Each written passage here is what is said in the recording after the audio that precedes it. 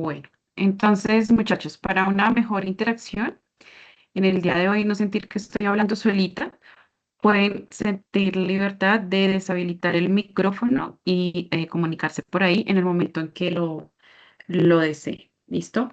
Si hay algún estudiante que no pueda habilitar el micrófono, puede comunicarse por chat y alguien que por favor me colabore, que lea el chat, puede darme a conocer lo escrito, habilitando el micrófono. Bueno,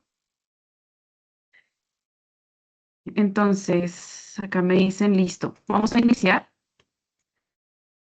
con el desarrollo del ejercicio número D, bueno, con las indicaciones del desarrollo del ejercicio. Este pues es un ejercicio similar. La idea es brindar unas orientaciones generales de cómo desarrollar el ejercicio y qué es lo que deben tener en cuenta para el análisis físico del sistema, con la idea de que si ya realizaron el aporte, pues puedan hacer una comparación de lo que ustedes aportaron o de cómo desarrollaron ustedes el ejercicio versus lo que yo les menciono acá. Y si no lo han hecho, pues van a tener más elementos para hacerlo y poder participar en el foro. Bien. Si ya participaron en el foro y no han recibido retroalimentación, ese va a ser mi plan de fin de semana, entonces no hay problema, ya para el lunes ustedes pueden tener la retroalimentación lista. Bueno, entonces comenzamos con el enunciado. Un estudiante obtuvo los resultados después de llevar a cabo un experimento con una bolita de masa M, la cual se dejó caer desde el reposo sobre un plano inclinado de altura h y ángulo 30 grados, como se muestra en la figura 1. Se considera que el plano indicado es liso, es decir, el rozamiento es despreciable. Al llegar al final del plano inclinado, la bolita continuó su movimiento sobre tres superficies horizontales distintas, cada una con diferentes características de rugosidad, perdón. En cada superficie, la bolita recorrió una distancia antes de detenerse por completo debido al rozamiento. El estudiante registró los datos en cada superficie. Entonces, ¿qué registró el estudiante? La masa de la bolita, el ángulo de inclinación del plano en el que rueda la bolita, la altura de ese plano inclinado y las tres distancias que recorre la bolita cuando comienza con su movimiento horizontal. Con base en los datos experimentales obtenidos, determina el coeficiente de fricción cinética μ sub k para cada una de las superficies horizontales. Entonces tenemos que determinar el coeficiente de superficie para x1, para x2, para x3. Pista. Construye diagramas de cuerpo libre tanto en el plano inclinado como en la superficie horizontal y las ecuaciones de movimiento. Entonces, para dar inicio a, a esta explicación, es importante tener en cuenta que dentro de los aportes que he visto y el desarrollo de los ejercicios que han puesto en los foros, están manejando el teorema de conservación de la energía para desarrollar el ejercicio. En sí, el ejercicio está bien desarrollado porque de esa manera también se puede identificar ciertas características. Sin embargo, nosotros vamos en un orden con unos contenidos programáticos en el curso, ¿cierto? Y desde el syllabus también se plantea ciertos temas en ciertas épocas o en ciertas tareas. Entonces, para esta tarea, este tema es importante trabajar la segunda ley de Newton. Y la segunda ley de Newton requiere un análisis dinámico del sistema, donde analicemos las fuerzas que están ejerciendo sobre esa masa en este caso, o sobre el cuerpo, dependiendo del enunciado, ¿cierto? Entonces, no estamos aplicando el teorema de conservación de la energía. Repito, es correcto, lo hacen bien, ese es el valor de la velocidad y demás, pero están aplicando algo que no se está viendo en el curso, o por lo menos no en esta tarea. La idea es enfocarnos en los contenidos de la tarea, ¿bien? Entonces, eh, cuando en las retroalimentaciones yo les escriba, está haciendo uso del teorema de conservación de la energía, entonces ya saben que por ahí no es, que es aplicando la segunda ley de Newton y que es analizando las fuerzas, haciendo un diagrama de cuerpo libre y haciendo la respectiva sumatoria. Mm, Para la tarea número 4 ya podremos hablar de teoremas de conservación. Entonces ahí sí ya aplica lo que es el concepto de energía potencial, de energía cinética y de dónde ustedes pueden sacar el valor o la ecuación o la expresión de la velocidad, porque tampoco hacen como una demostración de cómo se llega a esa ecuación, sino que solamente la ponen, ¿sí? Entonces eso no muestra que estén efectivamente aplicando el tema de la tarea. Bien. Ya con eso, entonces pasemos a analizar lo que es como tal el fenómeno. Entonces tenemos acá un experimento que consta de 3 movimientos, ¿cierto? Cada movimiento va a variar en su superficie horizontal.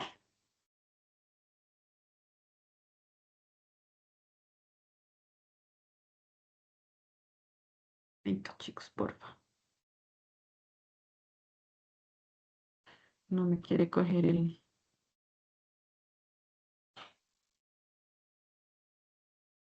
Entonces, la superficie horizontal pues está aquí, digamos que representada con la letra X, es toda esta, y son 3 superficies, ¿no? Por eso tenemos un X1, tenemos un X2, tenemos un X3.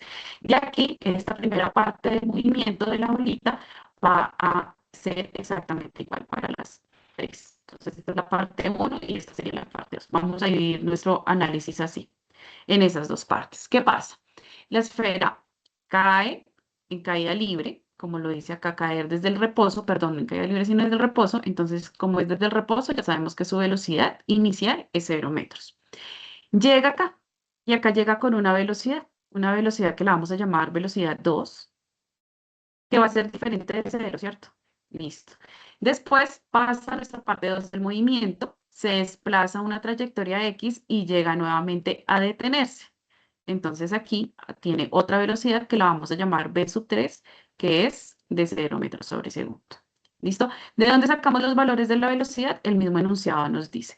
El valor de la velocidad número 1 lo conocemos porque acá dice la cual se dejó caer desde el reposo. Entonces ahí ya se sabe que la velocidad es 0. La segunda velocidad, pues la que vamos a tener que analizar para analizar otras cosas. Y dice al final, y para la velocidad 3 dice por acá, en cada superficie la bolita recorrió una distancia antes de detenerse por completo, debido al rozamiento. Entonces, esta sería nuestro dato de la velocidad número 3. Bien, entonces se deja caer la esferita, acá ya tenemos las dos partes del movimiento. En este, pues evidenciamos que hay un movimiento de un plano inclinado y que va a depender de ese ángulo. Y aquí tenemos una fuerza de fricción que es igual a 0, porque nos dice que el rozamiento es despreciable. En cambio, acá en esta, pues ya tenemos 3 fuerzas de fricción diferentes porque son 3 materiales o 3 superficies de X diferente. Entonces tenemos una fuerza de fricción 1, tenemos una fuerza de fricción 2, tenemos una fuerza de fricción 3. Por definición, la fuerza de fricción pues, siempre va a ir en contra del movimiento del objeto y aparte todo se define como el producto entre la normal y nuestro coeficiente de fricción. Y ese coeficiente de fricción es el que tenemos que analizar. Recordemos que el coeficiente de fricción es diferente para cada conjunto de material que esté en contacto, ¿no? Entonces acá tenemos que encontrar un u sub k porque es coeficiente de fricción cinético al encontrarse la esfera en movimiento y cada uno pues representa el coeficiente de fricción de esa superficie, de esas superficies que están interactuando. Bien, no sabemos cuáles son las superficies, pero por lo menos sé que en los libros de ingeniería hay tablas dedicadas a evaluar el coeficiente de fricción entre diversos materiales. Entonces, de pronto con el valor que encontremos de cada uno de estos coeficientes de fricción, podamos intuir qué materiales son. Bueno. En fin, el hecho es que nos preguntan cuál es el coeficiente de fricción en cada una de esas superficies. Para encontrarlo, ¿qué tenemos que hacer? Tenemos que analizar cuáles son las fuerzas que están actuando en este sistema. Bien, pero como este sistema se divide en dos partes, pues tenemos que analizar las fuerzas que están actuando en esta parte uno y las fuerzas que están actuando en esta parte 2 y por qué se diferencian una de la otra. Entonces, dentro de lo que hemos aprendido en la unidad de dinámica, en esta tarea, todas las webconferencias, vamos a saber que aquí hay, vamos a quitar esta parte, una fuerza normal que va perpendicular a la superficie y que la denoto como N mayúscula, una fuerza normal. Y aparte, aquí hay otra fuerza, una fuerza peso que va hacia abajo, ¿cierto? Pero cuando yo voy a hacer la sumatoria de fuerzas, yo tengo que descomponer este vector peso que está acá. Vector peso que lo defino como masa por gravedad. Y cuando yo descompongo, pues voy a encontrar que acá se va a formar un triangulito. Y esta parte del triángulo me va a hablar de la componente del vector peso en el eje X. Entonces vamos a llamarla, es igual al peso X. Y la componente vertical de esa fuerza peso se va a definir como W sub Y, omega sub Y, masa por gravedad. ¿Listo? Bien. Ahora, entonces, con estas fuerzas, porque no actúan más, ya que la otra fuerza que se tendría en cuenta sería la fuerza de fricción, pero acá ya nos habían dicho que es despreciable. Entonces nos queda sino hacer la respectiva sumatoria. La sumatoria de las fuerzas en Y, ¿cuál sería? Pues todas las fuerzas que están actuando sobre el eje Y. En este caso vendría siendo la normal, ¿cierto? Menos esta componente del vector peso de acá, que sería el peso en Y, que es igual a ¿quién? A cero. ¿Por qué en cero? Porque pues básicamente la aceleración que presenta el sistema en este tipo de movimiento se está dando en el eje X por el desplazamiento que está teniendo. Si se estuviera moviendo de manera vertical, pues entonces habría una aceleración en el eje Y. Bien, ahora entonces hagamos la sumatoria de fuerzas en el eje Y. ¿Cuáles serían? Los escucho.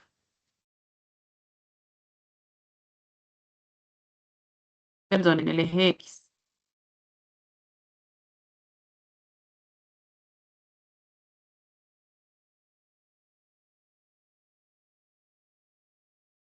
Las fuerzas que están actuando en el eje X solamente es una, que es esta componente horizontal del peso, de la fuerza peso, que se tiene que descomponer al tener un plano inclinado. Entonces, aquí decimos que es el peso en Y es igual a una aceleración. Por definición, ya sabemos que el peso es igual al producto entre la masa por la gravedad. Quiere decir que si reemplazamos acá, obtenemos dos ecuaciones. Ah, la sumatoria de las fuerzas en Y es igual o es la normal, la fuerza normal menos la masa por la gravedad igual a cero. Y la sumatoria de fuerzas en X es masa por gravedad, uy, perdón, acá es por coseno de teta.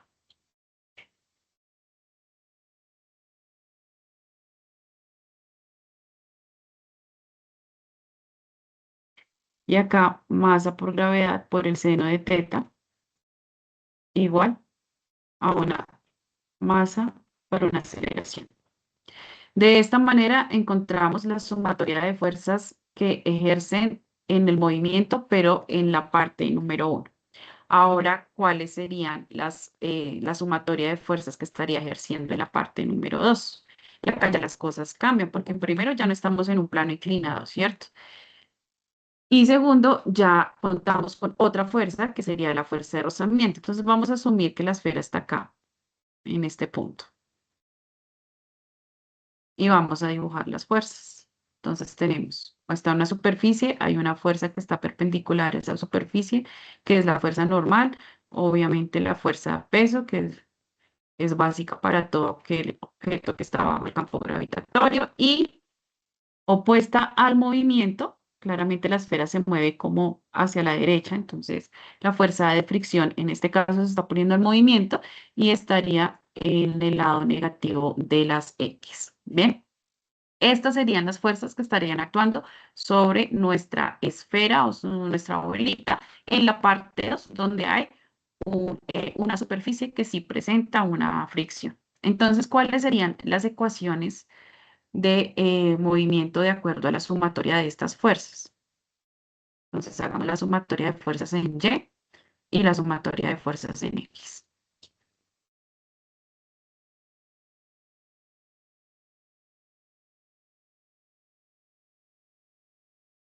Si quieren, las pueden escribir por el chat y cuando tengan respuestas, seguimos.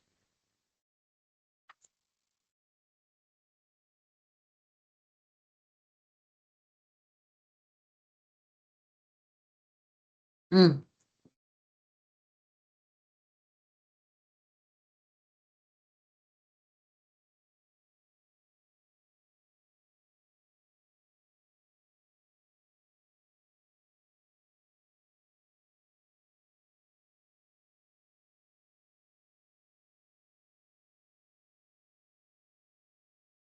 mm. En- Entonces, en el eje Y tenemos la normal menos el peso, que es igual a cero, y en las fuerzas en X estaría la fuerza de fricción que se está poniendo al movimiento, que es igual a la masa por la aceleración. Entonces aquí ya tenemos las dos ecuaciones que me van a representar el movimiento en la segunda parte del experimento, ¿no? Que es como en el movimiento horizontal. Bien, entonces, teniendo en cuenta eso, pues ya vamos a pasar como al otro tema. Tenemos acá nuevamente que la fuerza, la sumatoria de fuerzas en el eje X para la segunda parte es igual a menos la fuerza de fricción, que es igual al producto entre la masa por la aceleración.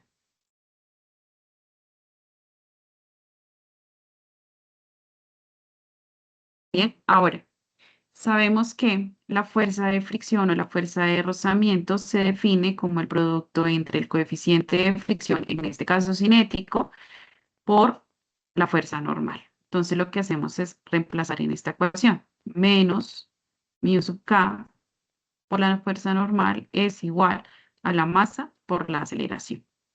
¿Y qué nos piden encontrar? Nos piden encontrar este mu sub k. Entonces despejamos. Mu sub k es igual a masa por aceleración sobre la normal. Y acá quedaría entonces esta expresión negativa para para que nuestro coeficiente de fricción pueda expresarse positiva en ese lado de la igual. Listo, multiplicamos por menos uno a ambos lados de la igualdad para poder hacer ese cambio de signo. Bien, entonces con esta expresión nosotros vamos a dar respuesta a nuestro ejercicio y a partir de estas respuestas, si ustedes se fijan, el enunciado de las preguntas que ponen en el desarrollo del ejercicio más allá del dato numérico, se busca es que analicen ciertas situaciones a partir de los resultados numéricos. Bien, entonces, eh, los que solamente entregan los valores numéricos, el valor de mi ya, pero no hay un análisis, pues no están haciendo de manera completa el desarrollo del ejercicio. Y recuerden que este ejercicio es de los que más tiene peso evaluativo en la tarea número 3 y aparte de todo, pues tienen que hacer el respectivo video de sustentación. Por tanto, los análisis que hagan producto de las respuestas de esas preguntas que se plantean, pues es lo que van a tener que explicar dentro del video. Bien, entonces tenemos acá la fuerza, la masa la conocemos porque es uno de los valores que nos dio el estudiante, ¿cierto? Entonces la masa creo que es para todo el mundo 0,2 kilogramos. Ahí estamos bien. El valor de la aceleración no lo conocemos y el valor de la normal lo podemos encontrar. ¿Cómo encontramos el valor de la normal? Pues podemos venir acá a las otras ecuaciones y encontramos que la sumatoria de fuerzas en el eje Y nos puede estar dando el valor de la normal. Si se fijan, acá tenemos que la normal menos el peso, o sea, menos masa por gravedad, es igual a cero. Si yo cojo esta expresión nuevamente acá, la sumatoria de fuerzas en Y, sí, en Y era la normal menos el peso igual a cero y quiero encontrar la normal, pues lo único que hago es despejar y encuentro que la normal es igual al peso de la bolita. Bien, entonces conocemos el valor de la normal porque podemos conocer el valor de la masa y el valor de la gravedad. Entonces, este valor de m lo conocemos, este valor de n también lo conocemos. Nos haría falta el valor de la aceleración. ¿Cómo encontramos el valor de la aceleración? Pues resulta que, como ya vimos en la tarea pasada, el valor de la aceleración es el cambio de velocidad respecto al tiempo, ¿cierto? Entonces acá les decía, bueno, el cambio de la velocidad indica que es la velocidad final menos la velocidad inicial sobre el tiempo final menos el tiempo inicial. ¿Y quiénes eran velocidad inicial y velocidad final y tiempo inicial y tiempo final? Pues si pasamos este dibujito acá,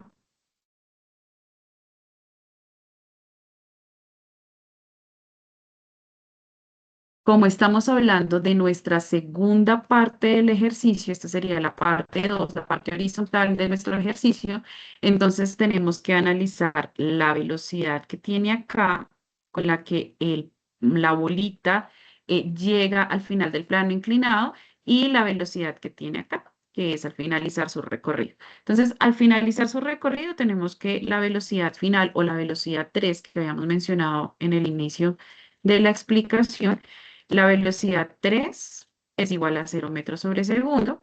Esta velocidad 1 también es igual a 0 metros sobre segundo. Y esta otra velocidad, que la vamos a llamar velocidad 2, es la que no conocemos.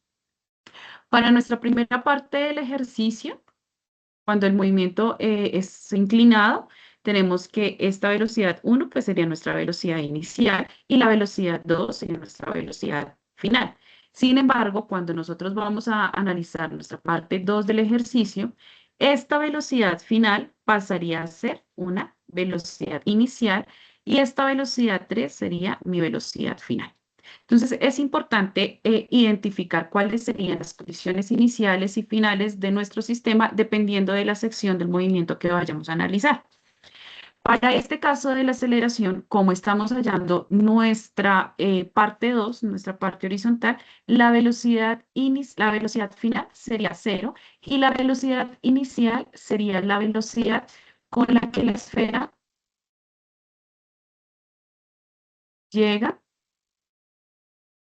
al plano o finaliza con la velocidad con la que la esfera finaliza su recorrido en el plano inclinado. Ay,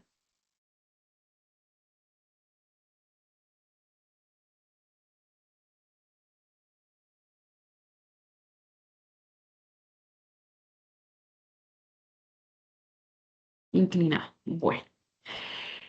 Tiempo final. Pues el tiempo final sería el tiempo total de el recorrido de esta segunda parte. ¿Lo conocemos? No lo conocemos. Tiempo inicial, pues sería este tiempo con el que comenzamos a tomar la medida. Si lo ponemos desde el punto de vista que aquí va a comenzar nuestro marco de referencia, pues uno intuiría que el tiempo inicial sería cero. Pero no conocemos tiempo final ni tenemos manera de averiguarlo.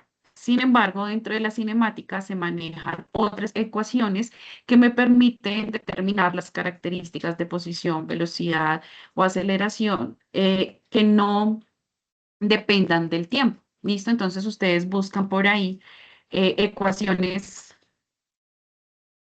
de un movimiento uniformemente acelerado y van a encontrar una expresión para encontrar la velocidad o mejor, una expresión que me habla de velocidad, de posición y aceleración donde no aparece el tiempo, porque como no lo tenemos, pues nos sirve esa expresión. Por acá comparto con ustedes ciertas ayudas didácticas para poder hacerme entender mejor con lo que estoy diciendo. Entonces, tenemos acá las ecuaciones de movimiento rectilíneo, lo que hace es definir qué significa cada término y presenta tres principales. Si ustedes observan, acá tenemos el valor de tiempo, entonces esta no nos sirve. Acá tenemos el valor del tiempo, tampoco nos sirve. Y esta no nos muestra tiempo. Quiere decir que podemos, a partir de esta ecuación, despejar el valor de la aceleración para poder encontrar, perdón, despejar el valor de la velocidad para poder tener eso y encontrar la aceleración. Entonces, si cogemos esta ecuación 3, que es velocidad final es igual a la velocidad inicial, perdón, velocidad final al cuadrado, que es igual a la velocidad inicial al cuadrado más dos veces la aceleración por el desplazamiento, entonces podemos seguir acá con este ejercicio. Nos decimos velocidad final. Oh, oh.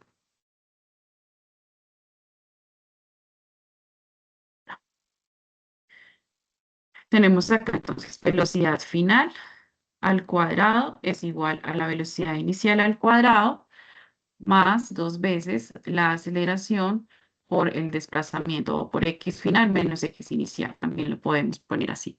Entonces aquí ya podemos ver que con esta expresión sí tenemos más términos para poder trabajar. Entonces nuevamente, ¿quién sería x inicial? Pues sería cero, porque este sería nuestro marco de referencia y a partir de acá se comienza a medir el desplazamiento de la esfera. Por tanto, X final es el dato que nos da el estudiante cuando hizo su laboratorio, que son tres valores. Laboratorio. Bien, la aceleración no la conocemos todavía y la velocidad inicial al cuadrado, ¿quién sería?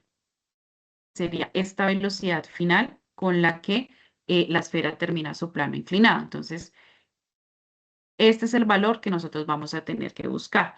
Esta velocidad final al cuadrado, pues es cero, porque ya sabemos que parte, que al finalizar su recorrido, pues queda en reposo. Bien, entonces, a partir de esta ecuación, ustedes pueden encontrar el valor, venga, lo despejamos más bien. Decimos acá que es cero, vamos a ver con negro.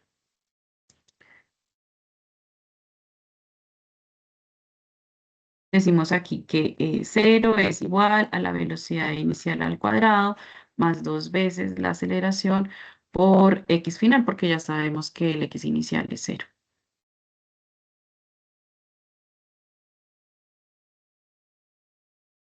por x final.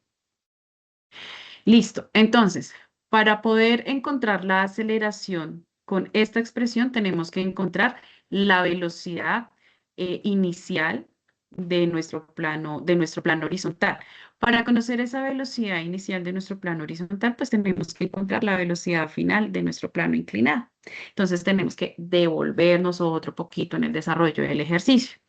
¿Cómo hacemos para encontrar la velocidad final acá? Entonces, si se fijan, este movimiento, esta primera parte, pues al ser un plano inclinado, en este caso se está formando un triángulo rectángulo, ¿sí?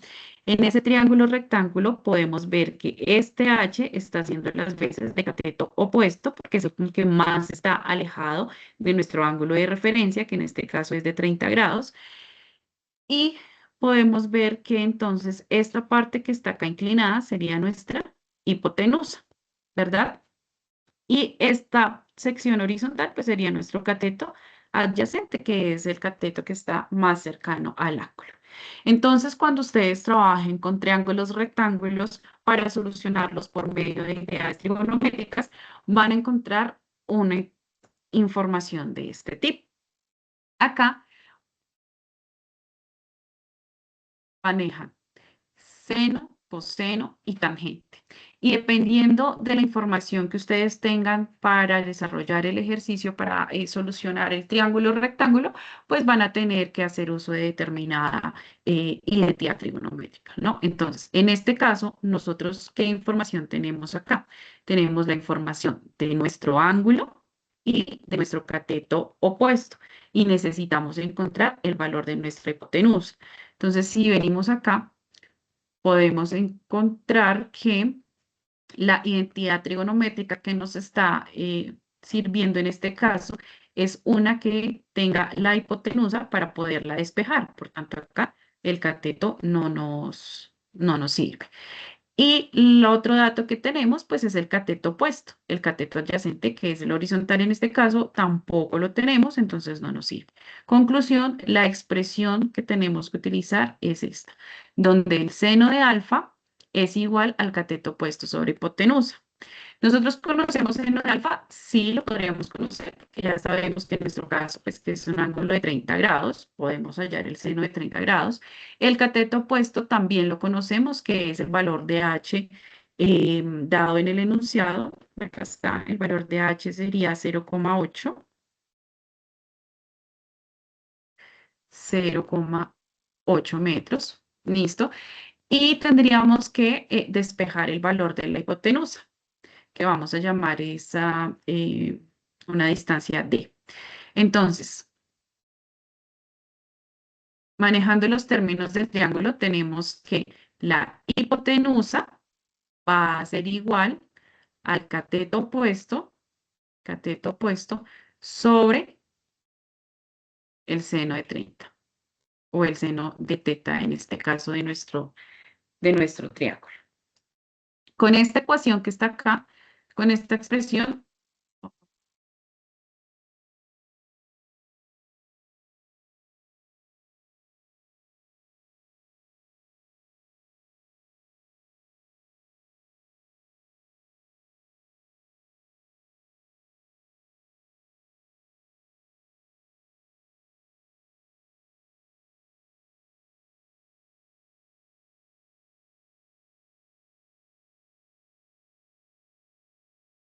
me queda más fácil volverla a escribir, ¿verdad?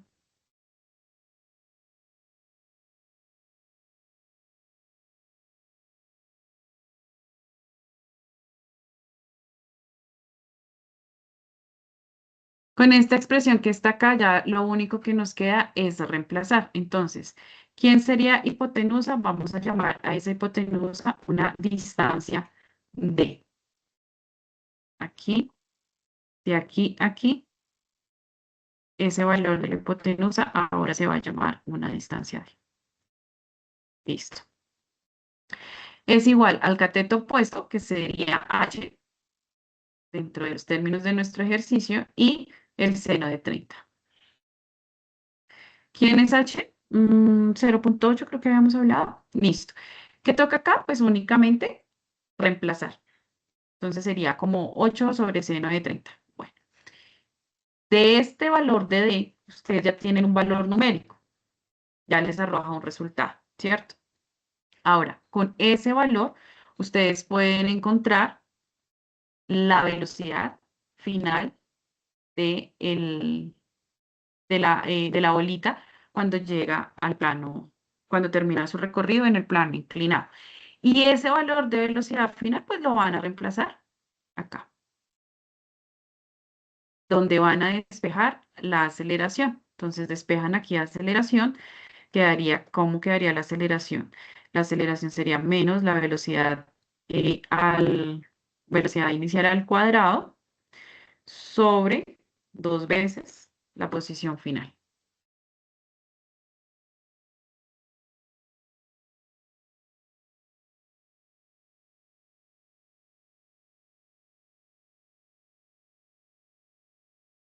Listo, igual al valor de A. Bien, entonces,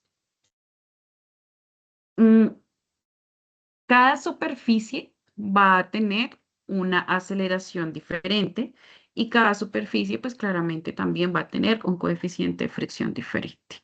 Una vez encontradas esas tres aceleraciones, pueden comenzar a encontrar los tres coeficientes de fricción y con esos valores numéricos lo que tienen que hacer es compararlos para poder responder de una manera analítica esas preguntas. Entonces, ya formalizando toda esta parte que les acabé de escribir, les hago acá un repasito de una manera un poco más ordenada. Lo primero que tienen que hacer entonces, el primer paso es encontrar el valor de esta distancia. Nuevamente, haciendo uso de la razón trigonométrica del seno, que indica que es el cateto opuesto sobre la hipotenusa, que en términos de nuestro ejercicio, pues sería el seno de 30 igual a h sobre d. Despejamos d y quedaría que d es igual a 0,8 sobre seno de 30. Bien, una vez realizado eso, ya se pueden pasar a hacer el diagrama de cuerpo libre. Entonces, recordemos que aquí esta es una fuerza normal. Aquí aparecería entonces, vamos a rayar acá, nuestro plano inclinado. Vamos a hacer con más detalle. Un segundo.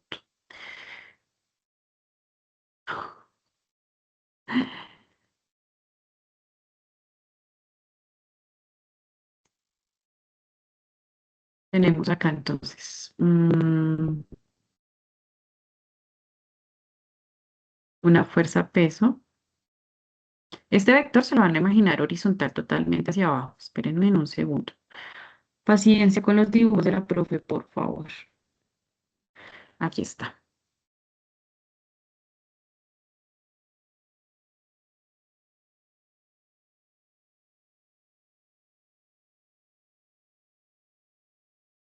Este. Acá tenemos entonces nuestra fuerza, nuestra componente, que la vamos a llamar W sub Y. Y acá vamos a llamar nuestra componente horizontal W sub X. Y aquí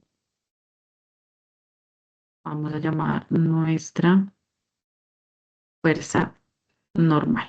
Bien, listo. ¿Cómo sabemos si es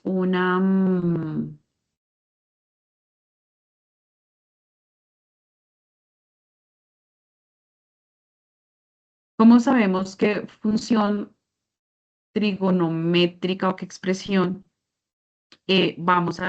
tenemos que utilizar para el peso en Y o para el peso en X? Entonces, vamos a utilizar la teoría pues, de los ángulos opuestos en triángulos y sabemos que si el plano inclinado o si tengo información de este ángulo cuando yo hago la proyección, pues estaría asumiendo que este ángulo es igual a este. Entonces, aquí, a partir de aquí, tenemos que teta es igual a 30 grados. ¿Listo? Eh, Ahora, teniendo en cuenta que este es el ángulo que nosotros estamos manejando, que este es nuestro marco de referencia, pues sabemos que la componente del peso en el eje Y es como el cateto más cercano al ángulo. ¿M? Entonces, utilizamos el coseno de teta. Y como podemos ver, la componente en el eje X, que si hacemos la proyección vectorial acá, sería esta misma fuerza, perdóname, yo lo cambio de una vez a rojo. Aquí estaríamos hablando que este cateto, el triángulo, está opuesto al ángulo. Entonces, al ser opuesto, pues manejamos el seno de teta. Por tanto, acá quedaría que en el peso en X estaríamos hablando de seno de teta. De esa manera, ya podemos encontrar una forma eficiente de expresar la segunda ley de Newton. Entonces, acá, para las fuerzas en el eje Y, tenemos la fuerza normal menos la fuerza peso por el coseno de 30, que es lo que estábamos viendo acá. W en Y, coseno de 30. Entonces, N, menos P, que es la fuerza peso, por el coseno de 30 es igual a una masa por una aceleración. Pero ustedes ya saben el valor de la aceleración acá. Y para la sumatoria de fuerzas en X, pues entonces tenemos que ahí solamente está actuando nuestra componente en X del peso en sentido positivo, porque está en el sentido del desplazamiento de nuestra bolita. Entonces decimos que la fuerza peso multiplicada por el seno de nuestro ángulo, es decir, seno de 30, es igual al producto entre la masa por la aceleración. Al despejar aceleración de acá, encontramos esta expresión que es la que vamos a tener que reemplazar después. ¿Listo? Entonces decimos que la aceleración va a ser igual a ¿quién? Al la fuerza peso, que es masa por gravedad, que lo reemplazamos acá directamente, ¿cierto? Este es el reemplazo de acá, por el seno de 30 sobre este valor de la masa. Se simplifican las masas y bueno, ahí ya pueden hacer su debido reemplazo. Por el otro lado, tenemos la ecuación de la velocidad final al cuadrado, que ya la habíamos mencionado antes, donde despejamos el valor de la velocidad final y podemos también obtener esta expresión. Después de eso, entonces, vamos a analizar nuestra segunda parte. ¿Listo? Aquí ya sabemos que la velocidad final es igual a cero. Entonces, nuevamente, tenemos nuestro diagrama de cuerpo libre muy bien explicadito, donde decimos que la normal, en el eje Y, perdón, juegan la fuerza normal menos la fuerza peso, que es la fuerza que se opone, igual al producto entre la masa por la aceleración. Por su lado, la sumatoria de fuerzas en el eje X viene siendo la fuerza de fricción igual al producto entre la masa por la aceleración. No hay ninguna otra fuerza que ejerza en el eje X, entonces la expresión queda así. Se reemplaza la fuerza de fricción, se define como mu por la normal, se iguala y se tiene que mu va a ser igual a la diferencia o a el coeficiente entre la aceleración del sistema y la gravedad. Para encontrar la aceleración del sistema, hacemos uso de las ecuaciones del movimiento uniformemente acelerado, donde pues también ya las expliqué, ya indiqué quién es velocidad final, quién es velocidad inicial, quién sería X. Se despeja el valor de la aceleración y me quedaría esta expresión. Para cada una de las superficies, pues va a haber una aceleración diferente. ¿Qué valor cambia acá? El valor del desplazamiento, por ejemplo, ya sabemos que es un valor diferente. ¿Cambiará el valor de la velocidad del plano inclinado? Ustedes lo mirarán y analizarán si cambia, por qué cambia y si no cambia, por qué no cambia. Porque eso hace parte de las preguntas que tienen que responder. Cuando tienen esa velocidad final, entonces, al reemplazar, obtienen aceleración, ya después pueden reemplazar aceleración en cada una de estas expresiones. ¿Listo? Y encontrarán si uno es mayor que el otro, o si son iguales, o si son menores. Ahí ustedes van a encontrar valores numéricos que deben comenzar a analizar la relación entre ellos para poder dar respuesta a las preguntas. ¿Listo? ¿Alguna inquietud hasta aquí?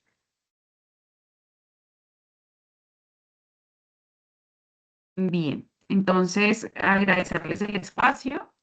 Em, Estaré compartiendo este enlace el día de mañana, en horas de la mañana, para que lo puedan ver y desarrollar los ejercicios. Que estén muy bien, una feliz noche, feliz fin de semana y que descansen mucho. Gracias, profesora, igualmente.